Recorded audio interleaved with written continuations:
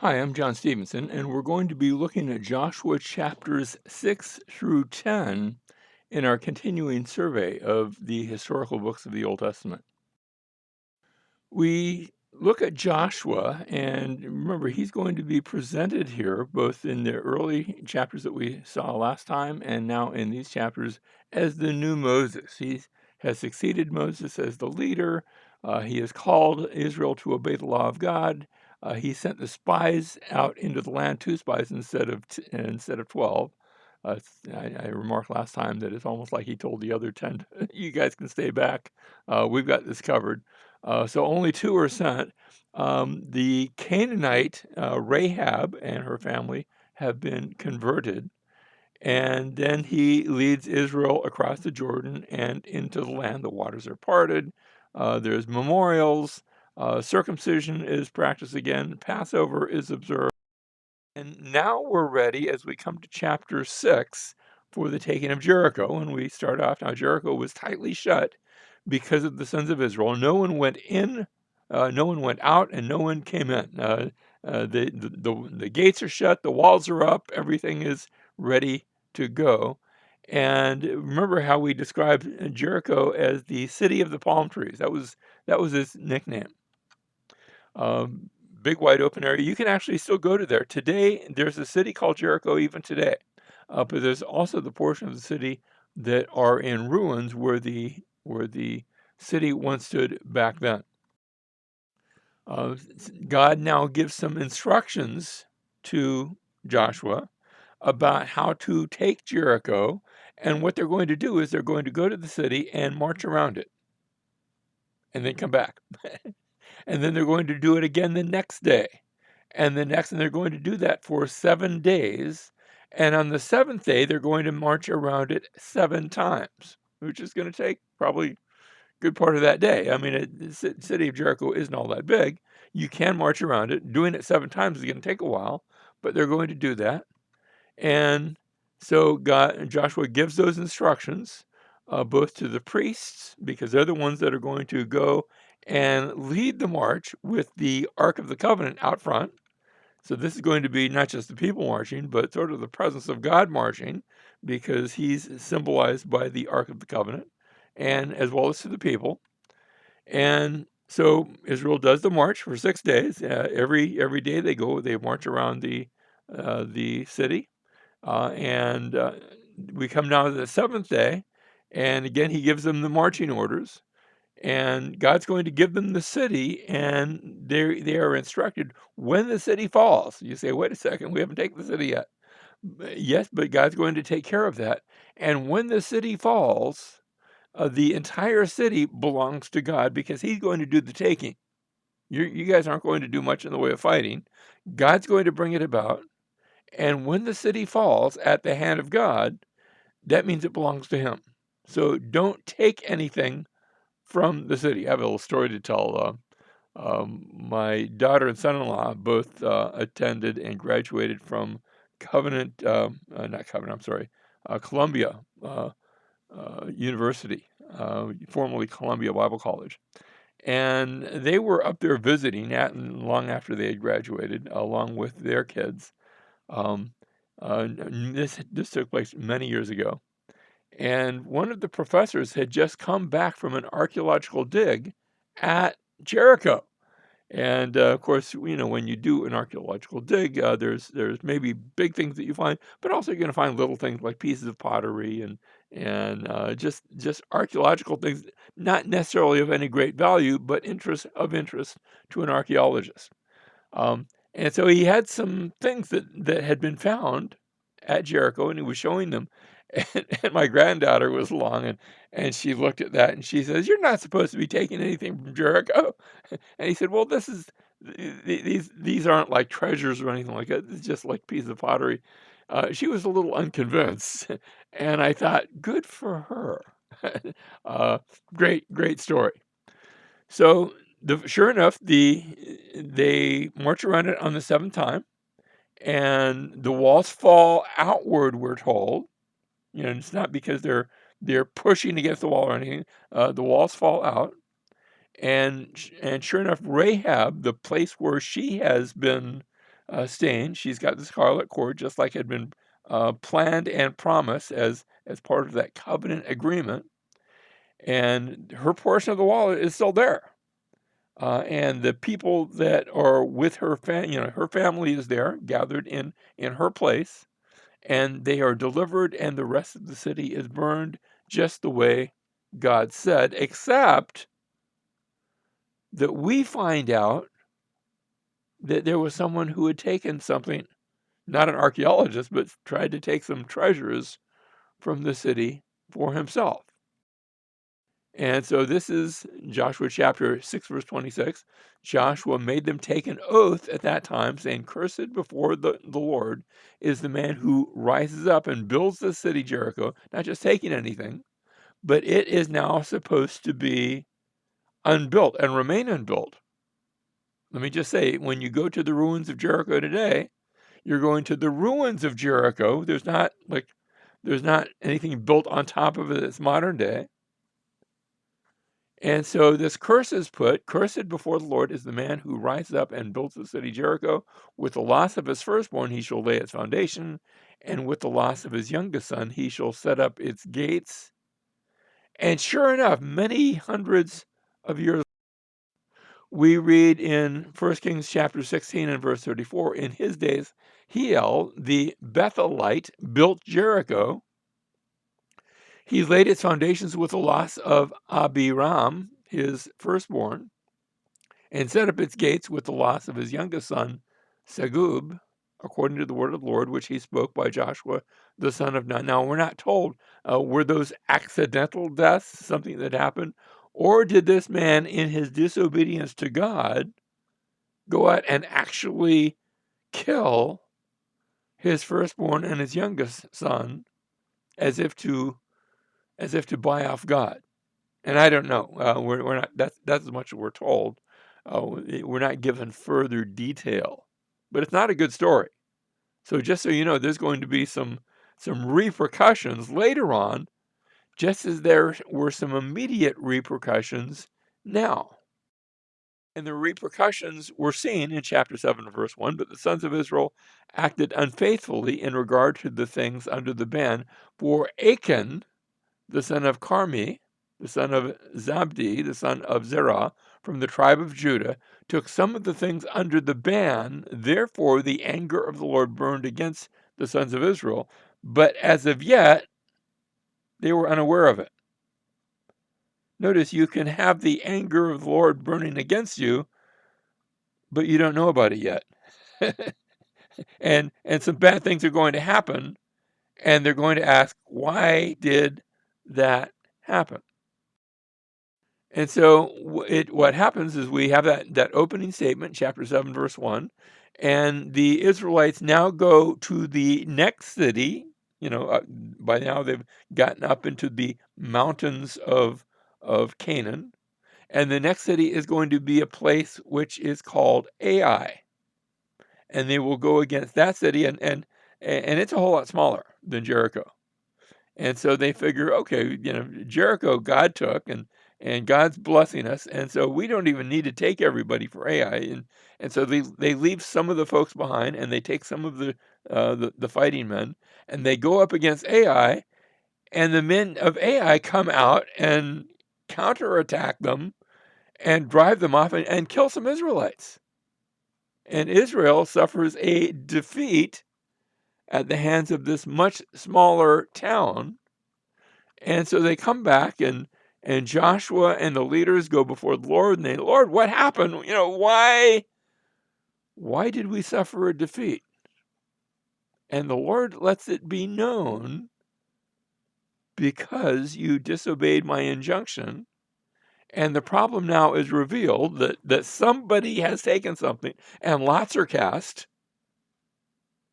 And the lot shows the tribe, and then the clan, and then the family, and it's discovered that it's Achan, who, when now the question comes out, it has been caught. I mean, once you're caught, I guess yes, I took that. And they find the items that he has taken and hidden in his tent or under his tent. And when you're hiding something under your tent, I can't say for sure that his family knew about it or not, but they will all suffer the penalty because what you do impacts your family. And so the problem is revealed, and the solution along with the problem is revealed. And the solution is that the guilty party and his family are going to be put to death. And so they go before the Lord, and that penalty is played out on disaster for Achan and for his family. It's a sad thing and a tragedy. And notice how the cancer of disobedience is being cut out of Israel. In the same way that the disobedient, those who were against God in the land of Canaan, are to be cut out of the land. So it's a disaster for Canaan. And now we read in verse 26 that the Lord's wrath is turned away, and now they're going to go back and try again to take the city of Ai. Joshua 7:25, Joshua said, "Why have you troubled us?" The Hebrew there is Achar, which sounds a little bit like Achan, and maybe it's a play on his name. I don't know. But the Lord will trouble you this day. He will Achar you this day, and all Israel stoned them with stones. Notice it wasn't just Achan, it was he and his family. And they burned them with fire after they had stoned them with stones, like a double get rid of, just destroy everything who was involved in this disobedience. Verse 26, they raised over him a great heap of stones that stands to this day as a reminder of this action. And the Lord turned from the fierceness of his anger. Therefore, the name of that place has been called the Valley of Achor, the Valley of Trouble, to this day. There's going to be some later references, even in the prophets. We're going to see some references to this. So we had Jericho, a victory, and then chapter 7 is the story of Ai and the defeat. But now we get to chapter 8, and now we go back to take Ai, and this time there's going to be a restoration that has taken place. So chapter 8, verse 3, so Joshua rose with all of the people of war to go up to Ai, and Joshua chose 30,000 men. Now, that's not what they had taken the first time. This time he's taking everybody. But he chooses them in two groups. Notice 30,000 men, violent warriors, and sent them out at night. And he commanded them, saying, "See, you are going to ambush the city from behind it. Do not go very far from the city, but all of you be ready." So these are sent out under the cover of darkness.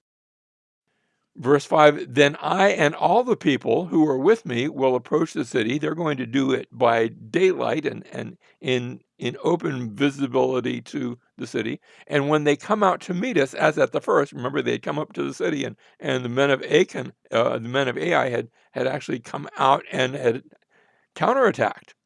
And so they figure, okay, we're going to set this up again. It's going to look like it's going to be the same thing. And when they come out to meet us as at the first, we will flee before them, and they will come out after us until we have drawn them away from the city. For they will say, they are fleeing before us as at the first. So we'll flee before them. We'll do just what happened the last time. And you shall rise from your ambush and take possession of the city, for the Lord your God will deliver it into your hand. And sure enough, that takes place. Remember, they've got the ambush set up near the city, and Joshua and the folks come forward. And sure enough, the folks from inside the city chase Joshua and those troops, who make a more orderly withdrawal, but they're ready for this.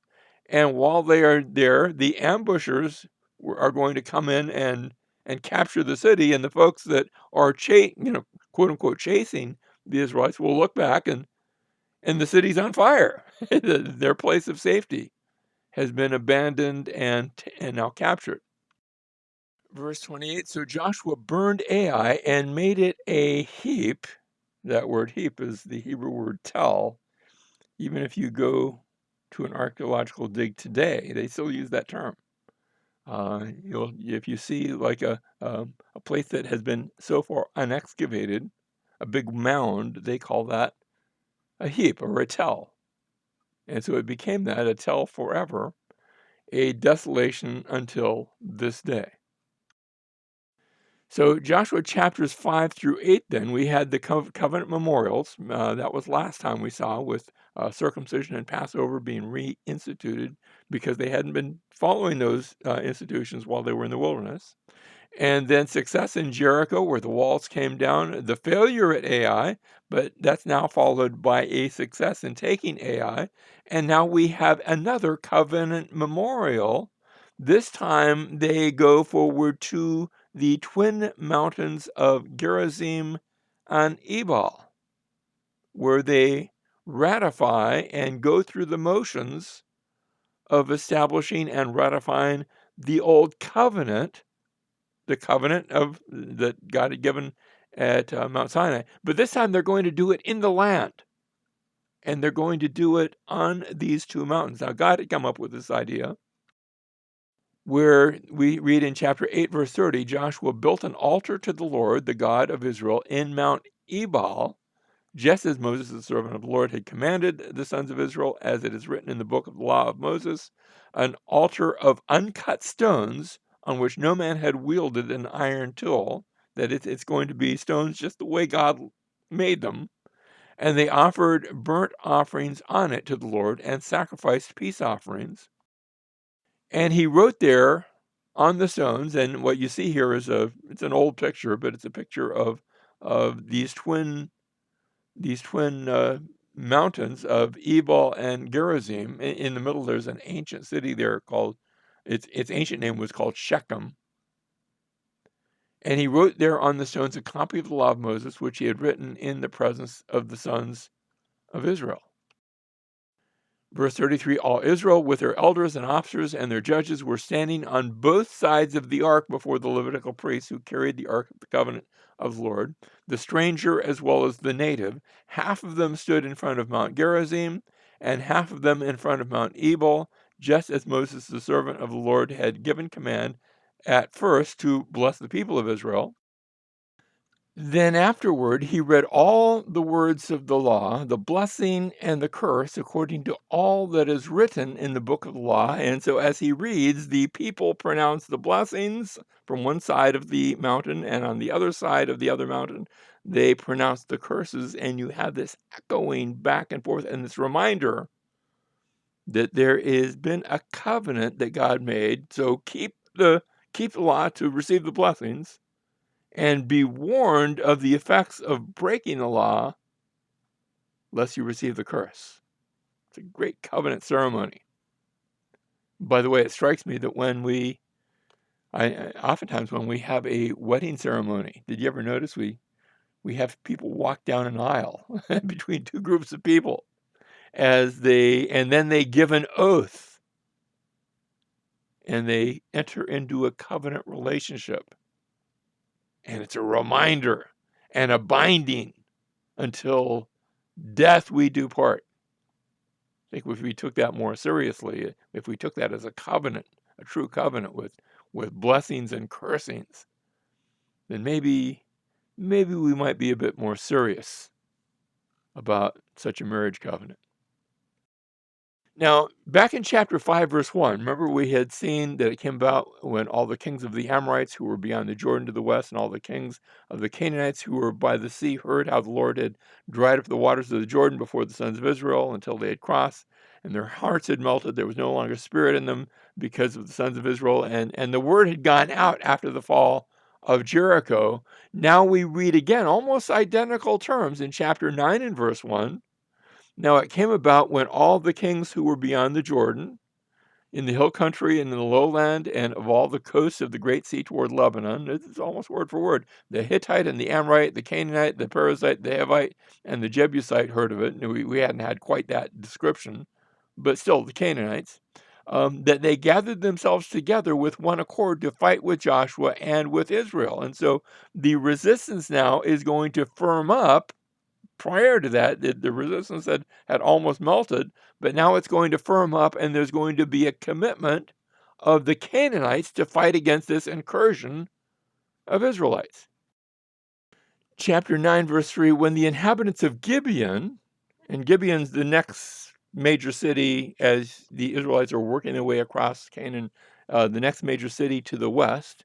When the inhabitants of Gibeon heard what Joshua had done to Jericho and to Ai, they also acted craftily and sent out as envoys. And what they do is they pick out some representatives and they dress them in the oldest clothes that they can find, clothes that are, you ever have clothes in your closet? You say, "Gee, I need to clean out my closet, and there's some things here that I wore them when they were new, but they're no longer new, and it's time to toss them out."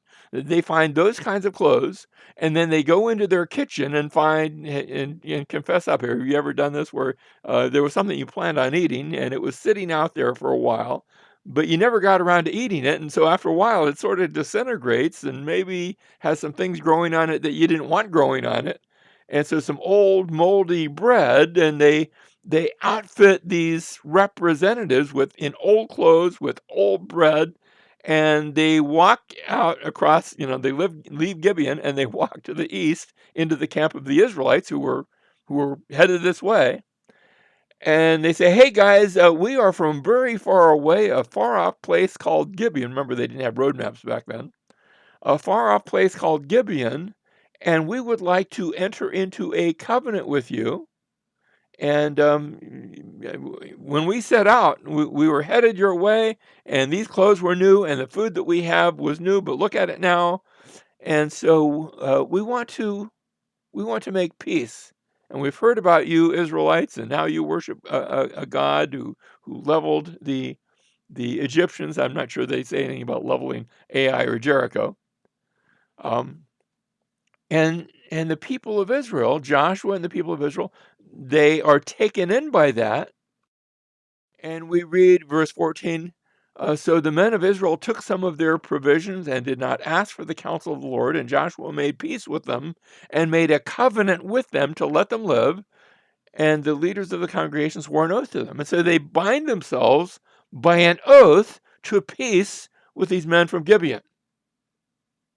And they had been specifically told, don't do that with the Canaanites. You say, well, why didn't God want peace with the Canaanites?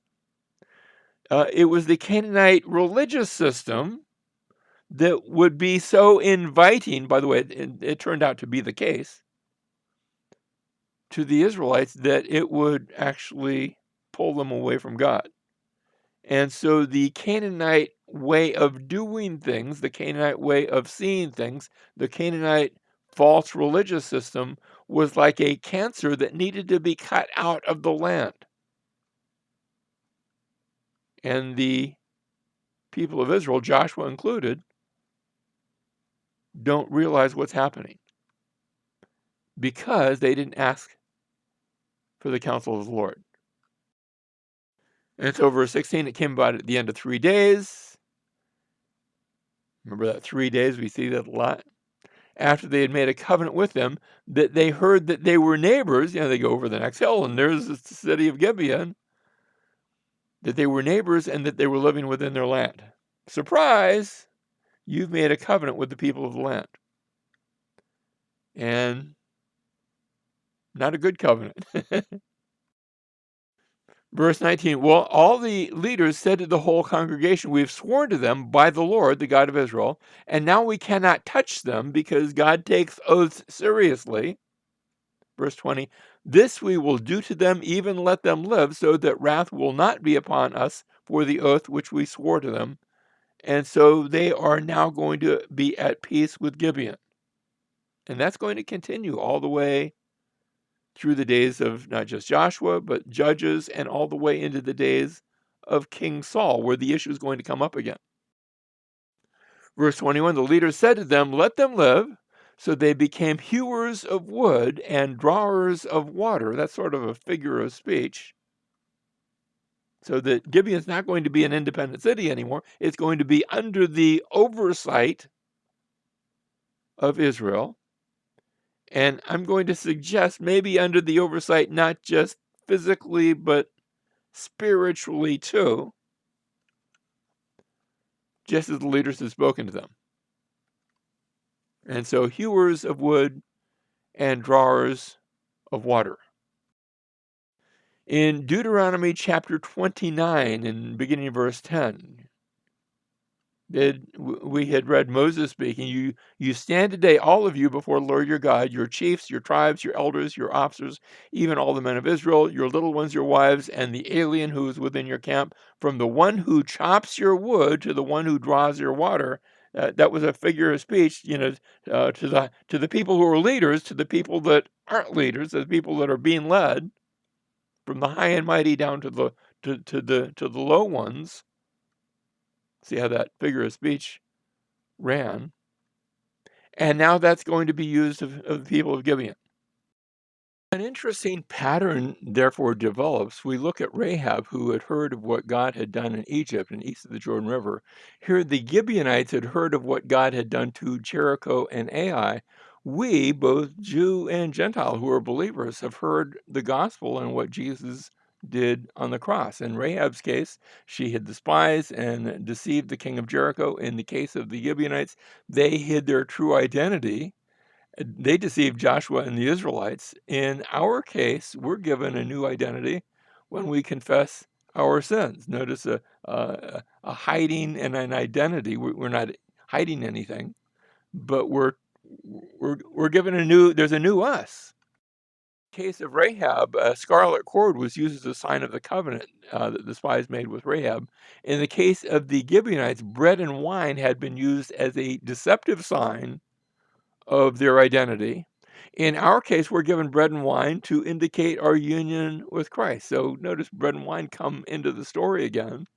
In Rahab's case, the spies returned after 3 days. Remember, they were to act as they were dead, sort of lay low, and then come back to the Israelite camp after 3 days. In the Gibeon story, the deception is discovered after 3 days, and our story too has 3 days in it, where Jesus rose after 3 days, and we are said to have risen with him. So chapter 9, verse 26, thus he did to them, that is, made peace with them, even after the deception had been discovered, and delivered them from the hands of the sons of Israel, and they did not kill them. Verse 27, but Joshua made them that day hewers of wood and drawers of water for the congregation and for the altar of the Lord to this day in the place which he would choose. So the city is going to remain. They will be subservient, but also notice that they actually will be serving the Lord, not just the people of God. That's interesting. Dare I say it? That's a good place to be.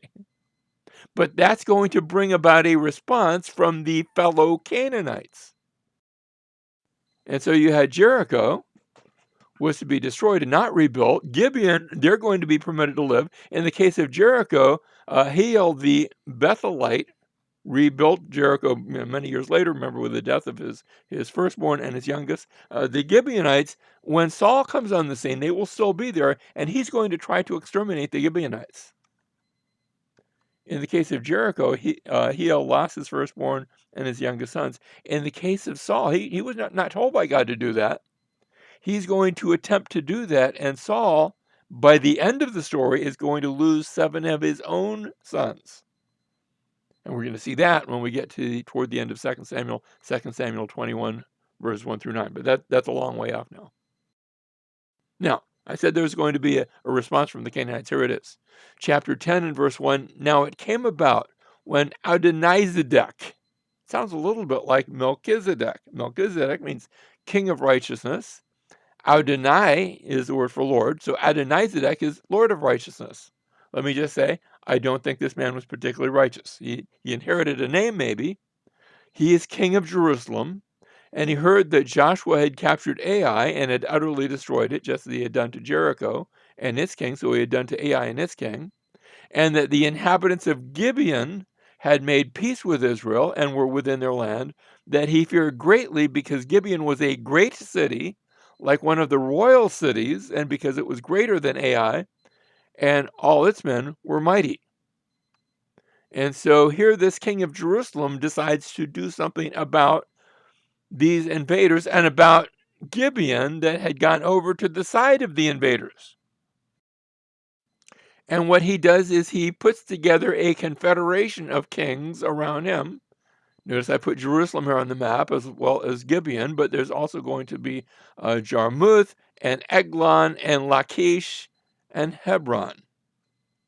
Some names that you might be familiar with because eventually they're going to be cities of Israel, but not right now. They were cities of Canaan, including Jerusalem.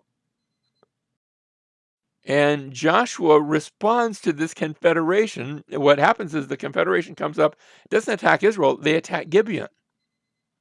They attack this one that they feel has gone over to the Israelites. And so the Gibeonites, they send to Joshua, help! You're our new allies.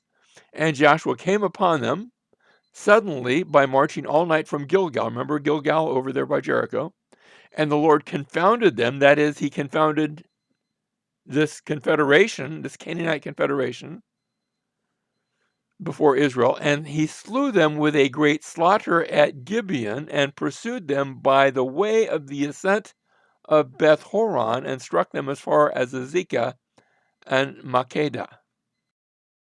And it came about as they fled from before Israel while they were at the descent of Beth Horon, that the Lord, and we're going to look at it on a map in just a second, that the Lord threw large stones from heaven, mean Hashemayim, from the sky, on them as far as Azekah, and they died, and there were more who died from the hailstones than those whom the sons of Israel killed with the sword. So great destruction on this confederation, but most of it is happening by these big things that are falling from the sky. We have a description of the path of this destruction of rocks falling from the skies from Beth Horon. That's an ascent, a place where you can get up from the coast to the mountains. From Beth Horon all the way down to Azekah is this path of destruction of things falling from the sky and landing not on the Israelites, but only upon their enemies, the Canaanites. And it's in this context what we read in verse 12. Then Joshua spoke to the Lord in the day when the Lord delivered up the Amorites before the sons of Israel. And he said in the sight of Israel, O sun, stand still at Gibeon, and O moon in the valley of Aijalon. So the sun stood still, and the moon stopped until the nation avenged themselves of their enemies. Now, we're not told how God did this. And so I'm not going to presume to make any guesses. But if we just take these words at face value, and I'm inclined to do it that way, think about how fast the Earth in its rotation moves at the equator. It's about 1,000 miles an hour, because the Earth is roughly around 25,000 miles in circumference, 24 hours to a day. What happens when you're driving along at a regular speed and you slam on the brakes? Whatever's in your back seat ends up in your front seat.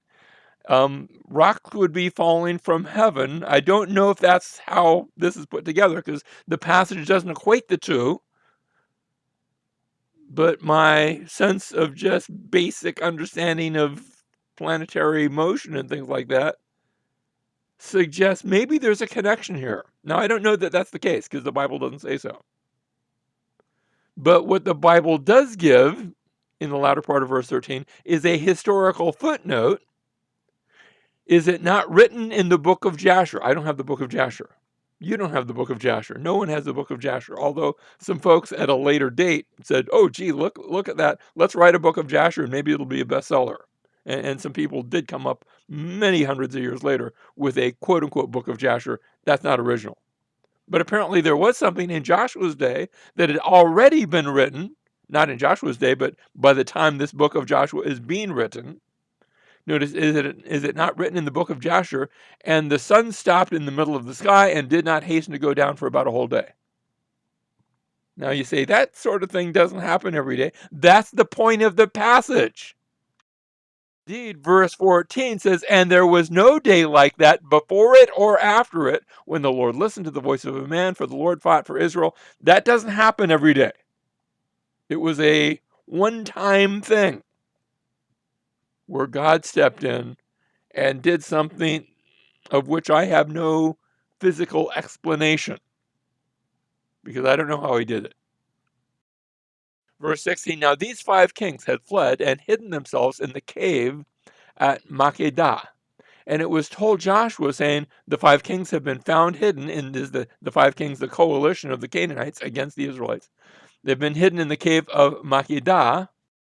And Joshua said, "Roll large stones against the mouth of the cave, and assign men by it to guard them, but do not stay there yourselves. Pursue your enemies and attack them in the rear. Do not allow them to enter their cities, for the Lord your God has delivered them into your hand." Take advantage of what God did.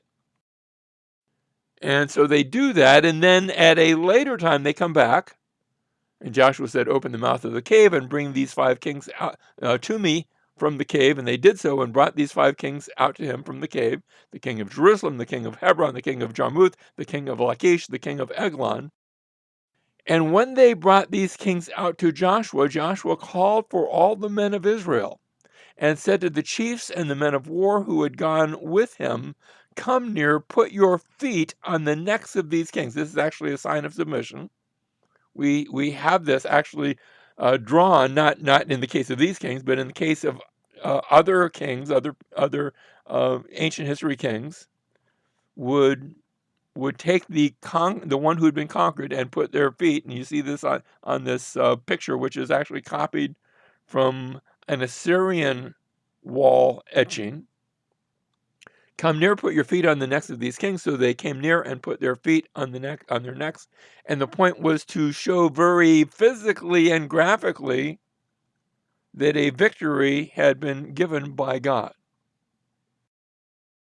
Verse 25, Joshua then said to them, "Do not fear or be dismayed. Be strong and courageous.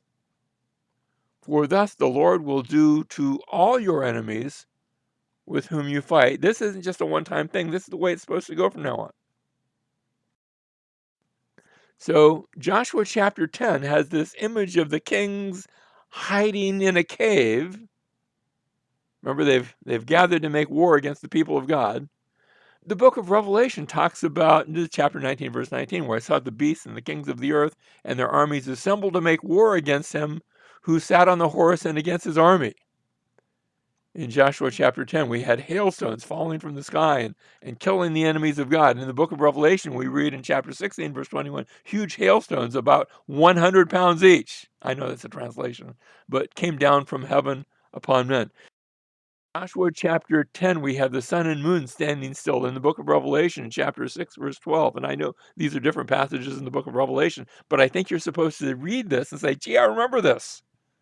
I looked, and when he broke the 6th seal, and there was a great earthquake, and the sun became black as sackcloth made of hair, and the whole moon became like blood, and the stars of the sky fell to the earth.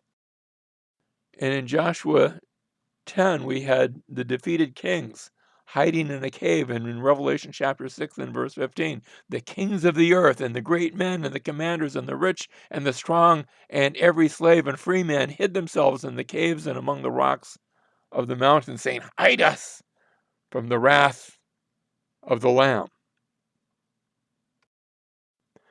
It's a reminder that we have one who was hidden in the earth.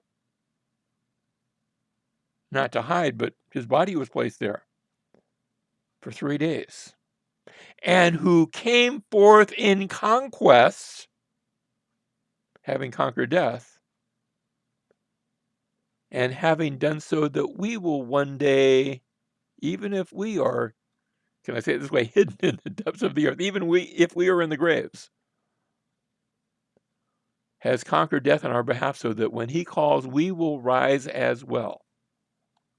That is the God who gives victory.